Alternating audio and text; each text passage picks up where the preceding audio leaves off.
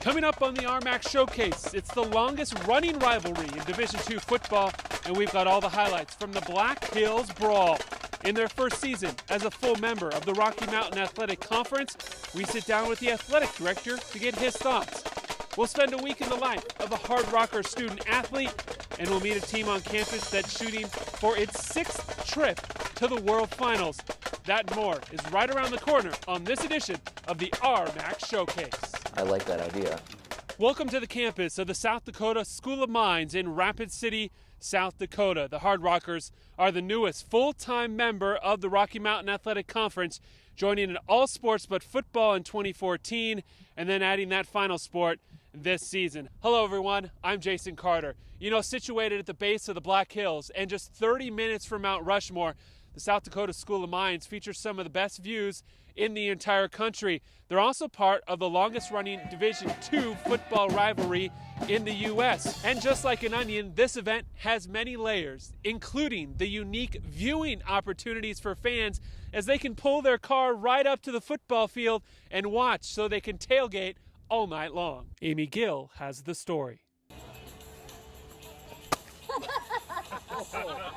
While most college football tailgating is done outside the stadium, hours ahead of game time, at South Dakota School of Mines, you're free to tailgate while the game is going on, inside O'Hara Stadium. To my knowledge, there's no other place in the country where you can pull your vehicle up and actually tailgate while the game's taking place.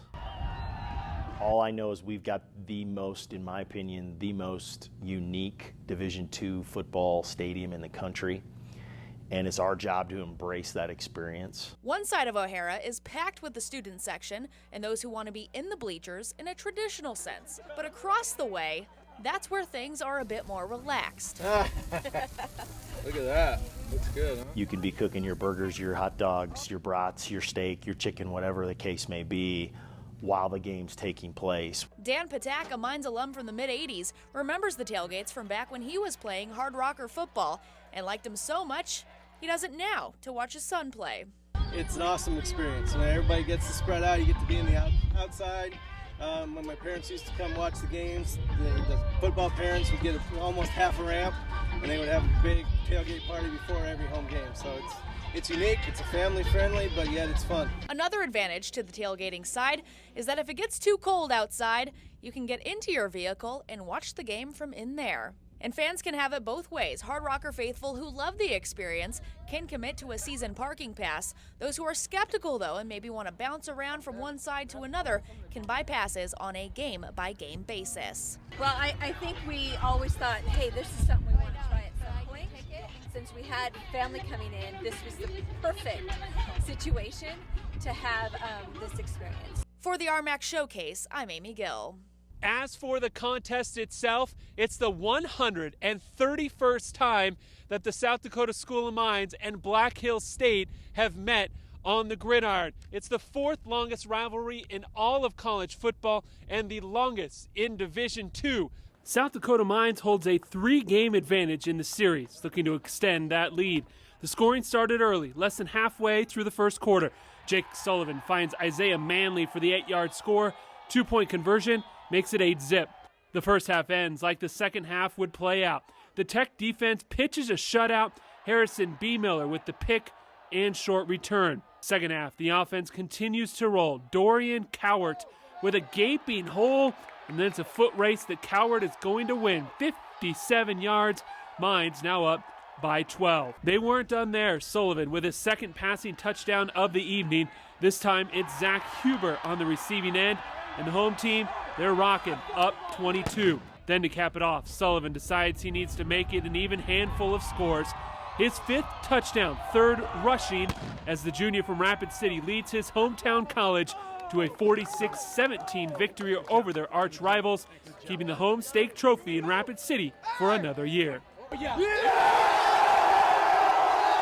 Oh, it's surreal. I mean, you expect to win but then to win is a big deal. So I thought our senior class just stepped up tonight, and it was all about our seniors.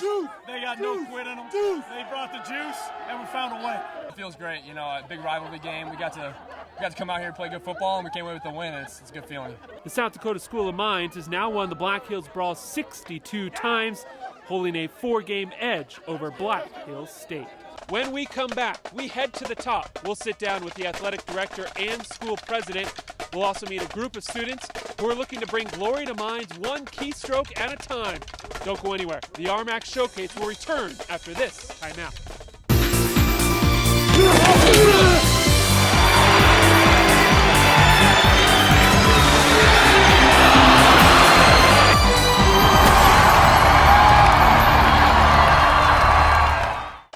Welcome back to Rapid City, South Dakota, home of the South Dakota School of Mines, and this month's edition of the RMAC Showcase. You know, a lot of changes came to the HardRockers athletic department in 2014. First, they joined the RMAC in all sports but football, and then they welcomed in a new athletic director.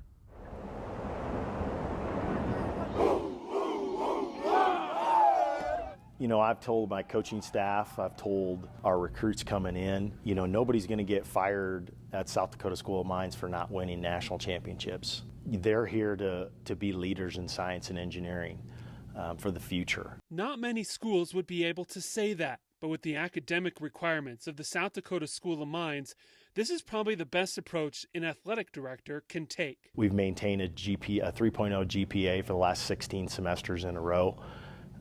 In science and engineering classes. Joel Lucan has been the AD since the HardRockers joined the Rocky Mountain Athletic Conference, a fact that made him much more interested in the position after spending 9 years at William Jewell in Missouri. It's tough sledding, I can tell you right now, in Division II athletics if you don't have a conference. We were in the GNAC with soccer and football when I first got here. It was a much more attractive position for me once I found out we were getting into the RMAC, and that we had a president who was behind all that. He also knew the RMAC would make a big difference when it came to balancing the books. The RMAC has eased up as an ease of burden on our budget for sure. We have continuity and in our scheduling, in our budget. The RMAC's a quality league from top to bottom. It wouldn't matter if you're talking about golf, tennis, track and field, football, basketball. But we're just excited to be involved with them in football-wise. It'll be a little bit different recruiting base. Things are starting to really look up for Mines with several changes and facility upgrades. There's one piece in particular the department is excited about, but they aren't ready to spill the beans just yet. We're going to be painting a mural on our basketball floor next summer that's going to draw a lot of positive attention to the institution. Should bring in more revenue because more teams will simply just want to come in and play on the court because of what we're going to put on it. On the academic side of things, the school brought in a new president in June of 2013. She comes to the Coyote State from the land of enchantment. There's no easy degrees at the South Dakota School of Mines, but a lot of personal attention. Heather Wilson knows the requirements are tough at South Dakota Mines. One of the great things is our average high school GPA coming into the School of Mines is 3.5. So, and our average ACT coming into the School of Mines is about 27, which is in the 88th percentile. So we get a lot of very good high school students here who are interested in engineering and science and solving problems that matter to people in the 21st century. But that hasn't stopped her from leading a huge increase in the student population. South Dakota Mines has grown over the last 5 years by almost 25%. So there are over 500 more students on campus today than there were 5 years ago. So we're one of the only schools in the region that's growing certainly that fast. And it's good because the nation needs more well-prepared engineers and scientists. She knows the battle is far from over, but it's a fight South Dakota Mines has won more times than not. This is not a well-known school nationally, but its reputation is growing because it's a great value. We were rated #1 in the country on the front page of the Wall Street Journal last year for return on investment for a college education. And it's because 98% of our graduates have a job at graduation at an average starting salary of over $63,000 a year. And our out-of-state tuition is lower than in-state tuition in many of the surrounding states. Higher academic standards can lead to tougher recruiting for the athletics department, but that hasn't slowed them down. I once asked one of our recruiting football coaches whether it was harder, and he said, "Oh yeah, it's harder to recruit for the School of Mines because students have to be academically ready for a very difficult program." But he loves it, and I said, "Why?" And he said, "Well, because once they're here, you only have to tell them what to do once. They get it." Our athletes have a higher average GPA than the school as a whole, and they have had for 8 straight years. While we bring in very well-prepared high school students overall, our athletes are even more so. And we brought in 70 freshman athletes this year. Their average high school GPA was 3.7. So we recruit college football players who can do calculus. This next team, there's a good chance that you might have never heard of them, but they're shooting for their 6th trip to the World Programming Finals. What would make this one so special?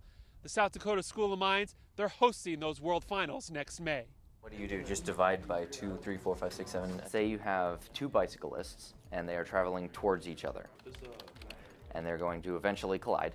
And there's a fly that is flying between them, back and forth, until they collide. I rarely see a problem this easy. You have to calculate the total distance that the fly travels before they hit each other. We can't get above 16. For mere mortals, that problem could be impossible. But for the programming team at South Dakota Mines, that's a Saturday morning. This is a 3-minute problem. We consistently have large companies recruiting specifically members of the programming team. Google will call and ask for the list of the programming team. Microsoft always wants to, buy us pizza. I like that idea. Last year, my team made the World Finals. So last May, we went to Thailand to spend a week for the competition, and we competed against 128 teams all over the world.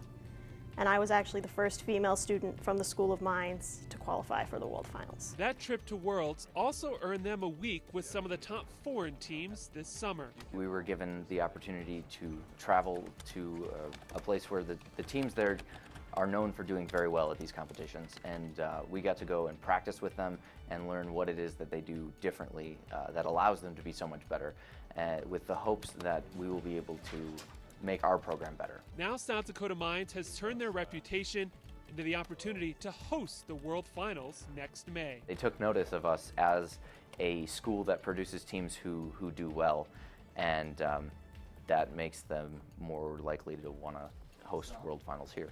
It's a huge deal, especially because we're a very small school. We're one of the smallest schools to ever host. For the ICPC to deem us worthy of hosting is excellent. When we return, a week in the life of a South Dakota Mines student athlete and the men's soccer team and women's volleyball team, both with showdowns against first place opponents. Don't go anywhere. The RMAC Showcase returns in a few minutes.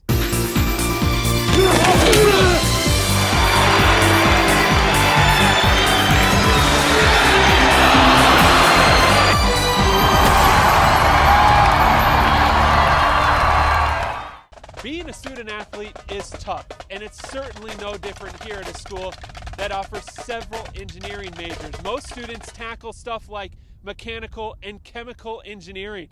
Sports Information Director Bradley Bloom gives us a look inside a week as a HardRocker student athlete.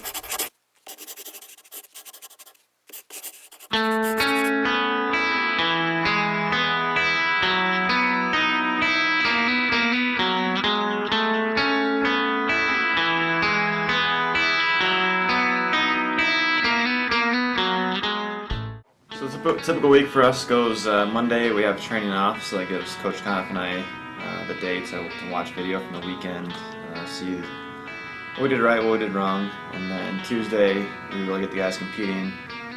Don't focus much on game planning, just get the guys moving. That's gonna be our toughest day of training. Wednesday we start getting into preparing for whoever we play on Friday and over the weekend.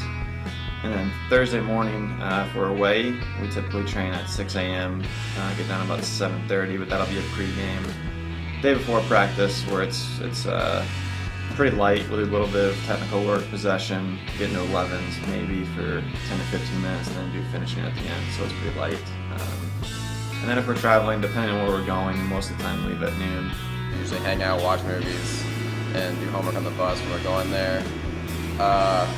Usually when we get there, we're getting there late, so we have dinner on Thursday, and then usually just hang out, watch music night with the team. Then usually have a morning jog and stretch the next day before our game, preparing, talking about tactics for that game that day. Go ahead, play our game, and then get dinner afterwards, talk about the post game. And then Saturday, if we're not traveling to go somewhere else, we usually have an off day and we'll either practice or go do different things that are in that city. So if we go to Denver, we'll probably do something in Denver. And then if we have to travel, we'll travel over, do our morning jog and stretch on Sunday, and then play our game, and then travel home afterwards. Keeping up on schoolwork is really hard for most of the guys. It's tough to have all these days missed, and especially when we're missing the end of the week when there's labs and exams and things. We gotta do a bunch of makeup work on the buses. Talk to coaches, make sure nobody's too down on themselves, hop on the bus and kind of forget about the soccer aspect and have a little fun before we go home. This week we got home at 2:45 a.m. on Monday, and then get up and turn around to class at 8 a.m. So it gets a little rough.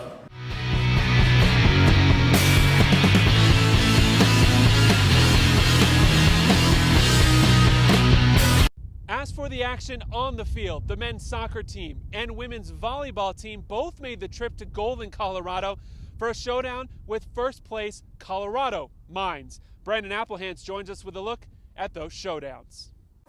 Thanks, Jason. South Dakota Mines men's soccer enters Friday's game looking for their first conference win this season. The HardRockers take on a rolling Colorado Mines team led by true freshman forward Trevor Amon. Both teams enter the game looking to solidify a spot in the RMAC standings.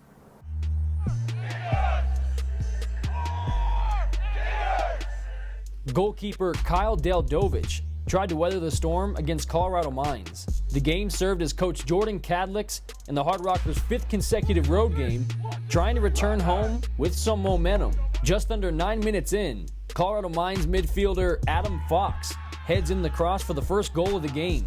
Following the score, South Dakota Mines amped up their offensive firepower with Justin Barkow leading the way. The HardRocker defense kept the game within striking distance, keeping the Ore Diggers at 1. Deldovich came up with some key saves, but in the end, the Ore Diggers were just too powerful. Ashi Gebreki-Dane nets the goal to put Colorado Mines up 2-0. John Haste heads in the final goal to seal the victory for Colorado Mines. It's really just taking a toll that we've been on the road so long. But definitely coming here and playing such a good team and staying just 3-0 and like really playing our hearts out, I'd say we definitely played really well throughout the game. We want to play the best in the country, and that's what the RMAC brings. That's what the school Mines brings. And what you got to take away is that that's what we got to strive to. You know, when you see another science and engineering school have success, that's when you get it in your mind and in your mindset that you know it's possible to have a good team. South Dakota Mines tried to even the score in volleyball as Coach Doug Tabert's HardRockers took on a ranked opponent in number 16 Colorado Mines. Coming into the game, the Ore Diggers were 5-0 in conference, having lost only 2 sets. As for South Dakota Mines, the team was still looking for their first conference victory. The HardRockers battled in set 1, having success on the attacking end. Preseason Player of the Year Alana Winfield scored the final point in set 1, with the Ore Diggers winning 25-18. South Dakota Mines hit a .423 in set 1, firing up the Ore Diggers. Colorado Mines answered back, hitting a .696 in the second set. Janice Jin led the way for the Ore Diggers, hitting a perfect 5 for 5 in set 2. Emily Newton put up 5 kills on Colorado Mines as the HardRockers fell in 3 sets. That first set, we hit .423 against a ranked team, and that's pretty impressive. It'll be good to get back home again, and we just got to find something, and we got to find one here or there and build off of it. The top 8 teams make the RMAC volleyball tournament with an automatic qualifier at stake. As for men's soccer, the top 6 teams advance to tournament play, hoping for a shot at the NCAAs. In Golden, Colorado, I'm Brandon Applehands for the RMAC Showcase. Thank you, Brandon. We're almost done with this edition of the RMAC Showcase. When we return, a look at the top 5 plays from around the conference. Don't go anywhere. We'll be back in 120 seconds.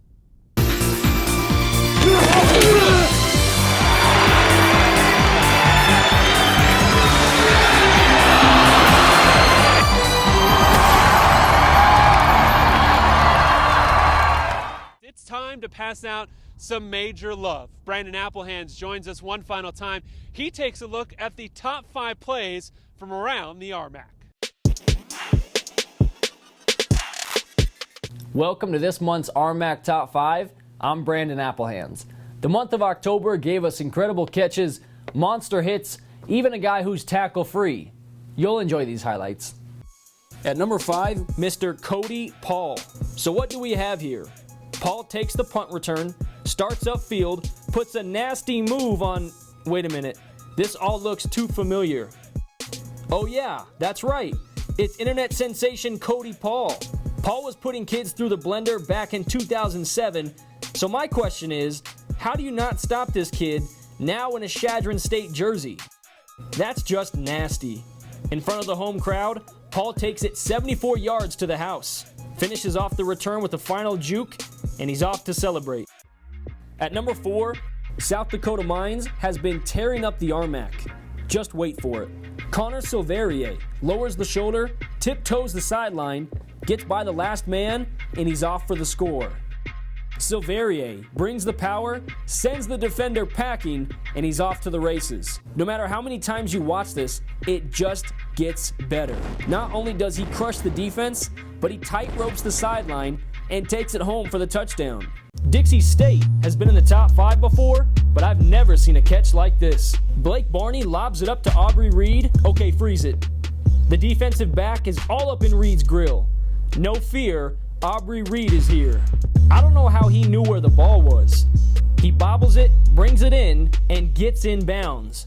We now bring you Austin Eckler at number 2. The senior back had 5 touchdowns against Colorado Mines, 2 through the air, and 3 that he rushed home to the end zone.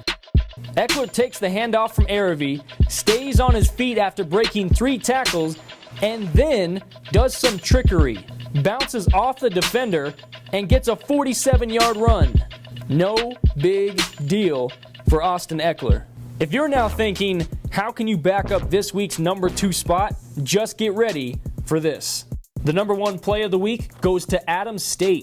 This kick is away, end over end kick. Addy Brown reads it, he catches it at his own 8, he's gonna run it. Out to the 10, the 15, gets a huge shot to the 20. Out of nowhere, John Reed makes a monster block, clearing the path for Addy Brown. The senior takes it back 91 yards to the end zone. That does it for the October edition of the RMAC Top 5. Make sure you check back next month for all new highlights of all your favorite RMAC teams. I'm Brandon Applehands, and we'll see you next time. That does it for this edition of the RMAC Showcase. Thank you to everyone here at the South Dakota School of Mines for making the show possible. Thank you also to Brandon Applehands for all of his hard work throughout. Next month, we'll focus on fall championships, soccer, volleyball, cross country. We'll have you completely covered. For everyone at the Rocky Mountain Athletic Conference, thank you for tuning in. I'm Jason Carter, and that does it for this edition of the RMAC Showcase.